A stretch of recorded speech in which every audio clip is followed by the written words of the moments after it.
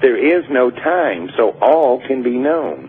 Well, if you knew what was going to happen tomorrow, you could plan accordingly. Not wonder, not desire. If you knew, it could make a great difference in your propensity of what you're going to experience. Just like you have to remember what you ate for breakfast yesterday. Well, if you knew what you were going to eat tomorrow, you'd plan accordingly, would you not? In private sessions, we can. The first how we run it is first thing you got to get all the rules, and the first rule is that there are no rules. So that's a rule, though. No rules is still a rule.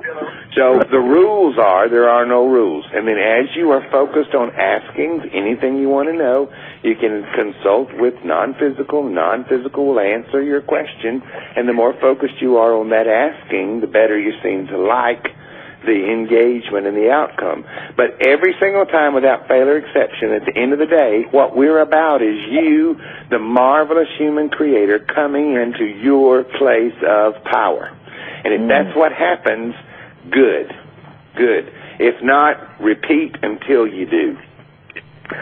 Well, so how do we... Hey, Lance, let me give some local color. Remember what you're going to say. Yeah. The man who speared the third Jesus at the crucifixion is still alive. He will not allow himself to die until Jesus comes back, and he's in, I think, a Tibetan monastery. Melchizedek, who is ageless, he is in Afghanistan now, never left his body. We've all heard of Saint Germain. That's a true fact. He's a very active business and was very involved with the 9/11 tragedy.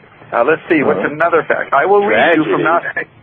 Oh, no, great celebration. Yeah, great celebration. Okay, I have to be spiritually correct when I'm talking to Ion. Only when he's around them. Okay, so here it is, Nostradamus, the 3rd century, the 6th quatrain. It says, "Within the closed temple the lightning will enter. The citizens within their fort injured. Horses, cattle, men, the wave will touch the wall. Through famine, drought, under the weakest armed." Huh. Interesting. How would you interpret that? Ion is here.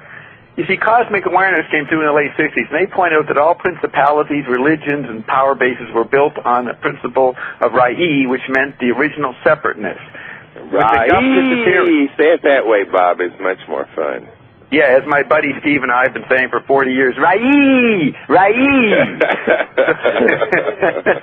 I mean, remember, that traditional images of the Mongols raiding the civilized. Rai! As they flash the sword down on you, right? It's right there. They're evoking the power of separateness. Well, all temples are built on that, and Ion has done a lot on Solomon's temple. And I want to say, you can go to informationfarm.blogspot.com. They are presenting all kinds of Ion stuff, excerpted from radio shows and the 11-hour tailgates after. It's all there. Look up Ion at that website. But the principalities. So look, within the closed temple, the lightning will enter. Ion is the lightning, I'm saying. I may not be right, this is how I take it. So the closed temple, the principality, the oligarchy, the Vatican, the head of the Buddhism, the head of the cult, any temple. Within the closed temple, the lightning will enter, because the closed temple is built on an idea of separation within your own power. The citizens within their fort injured. It's like in Lost, when the smoke monster slams that temple, and all the guys that run around there get wiped out. So if you're still living within the temple and its law, if you're worried about martial law and all this constitutional rights and worried about world government and all these things, you're within the fort and you're likely to get injured. Yeah. Okay. Horses, cattle, men. The wave is a multi-level meaning, will touch the wall. The wall I leave to Ion to speak about, because I'm under wraps about how much I'm allowed to talk about that. And then we can clean that up. Just here at the wall is a point of reference that historically gets crammed down human creator's thought till everybody's looking at it. Mr. Gorbachev, tear down that wall. Everything is about the wall, the walls of Jericho. It's all about building a wall. That's how you make a good neighbors with big fences. And Winston Churchill spent his life Wall Street. That's right. Here at the wall at Trinity Church. Then Winston Churchill retires and goes to his little place and starts building walls from his wheelchair. It's all about building walls, and those separations are the ones that are going to be dismissed. When you come into your own power, all of the cares that you would have presented to you won't matter to you anymore. And then, therefore, if they talk about, let's say that you are bond or you're free, or you're this or you're that, all that won't matter. You won't even notice it. So horses, cattle, men, the waves, that's the emotion of multitude, the population discarnately projected through electric and digital media, slamming into the wall on the wave coming from the emptying guff. Okay. Through famine, drought, we all heard about that in the Bible, you know, a lot of famine, a lot of drought. Under the weakest arm. In the Bible, have you read the newspaper of late? Under the weakest arm, that's an interesting phrase. The weakest are armed. If you're armed and trying to protect the wall, you're weak. Well, you'll be dashed against the wall. Yeah. So, and that ain't our words, them's Nostradamus's. Wow. It sounds like whatever is part of the separation of illusion and the old paradigms is what's coming crashing down. Yes, indeed. And this isn't new. This isn't new. They talk about the new age. Well, honey, we talking about the old age. You go back, get the old age, and then you'll figure it out. Because it's very simple. They did everything they could do besides cram it down your throat hole. They put it on the looky box. They've done everything they can to get you into the notion. To get you in the notion, guess what? When you get to the end of the rope, they say tie a knot and hang on, and we say let go. Let go. Let go. They have glib cliches. They say let go and let God, and we say, well, that'll work good if you realize who God is. Because many times when you humans talk about God, they talk like they know, when they don't know who God is. You are God. You're created in His image. They got that right. That breath is what sets the soul. The stenographer that keeps track of everything.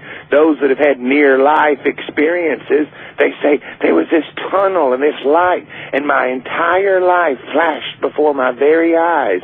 That's nothing other than the stenographer, your soul, reading back what went on. And the reason that's done is every realized manifested, now there's your new word, manifestation that you created in this world is here. If somebody builds a building and puts your name on it, if you lay your body down, that building hangs around. Okay? Every thought you've ever thought. Ian, hold it. Just got a few minutes. Just want to throw this in. A couple of thoughts to provoke people. I noticed that Ian, when he talks about old age, and he talks and advocates eating raw sewage, very primitive stuff. And I asked him about the life of the caveman, and he said the caveman didn't even know he had a foot. He could not see the body parts we take for granted. Wow. Interesting point. That's what I appreciate about Ion. He's very aware of our physiology and the cultural differences. You look into that, we know cavemen had incredibly different sensibility in that. But Ion knows that and includes that. And therefore, if Ion's dealing with all stances of existence, he must include the caveman sensibility. And they had no problem surviving with raw sewage. And if they can, we can. And they didn't have an Amana radar range. That's true. That's true. That's a relatively new thing, isn't it? It is indeed. Yes. So, are intuitive and our psychic abilities also being returned to us? Because it seems that they never left. Okay, good. They never left. What you did is, some people have got electricity running through their house. They just don't have anything plugged in to know.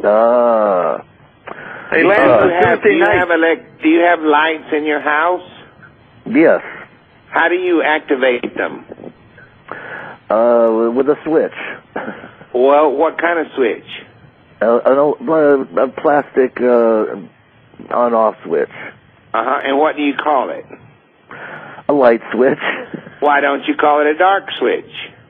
That's a good question. I don't know. I never thought of that. Does it not turn the light off as many times as it turns the light on? It certainly does. Well, exactly. It's the point of attraction, you see. And we're not talking about that as a law. We're talking about that as just how your words apply. And it's just that simple. Humans make all this stuff hard.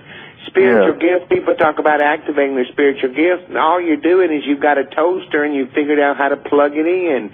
There's no inky, misty darkness or no superficial outside forces that makes toast.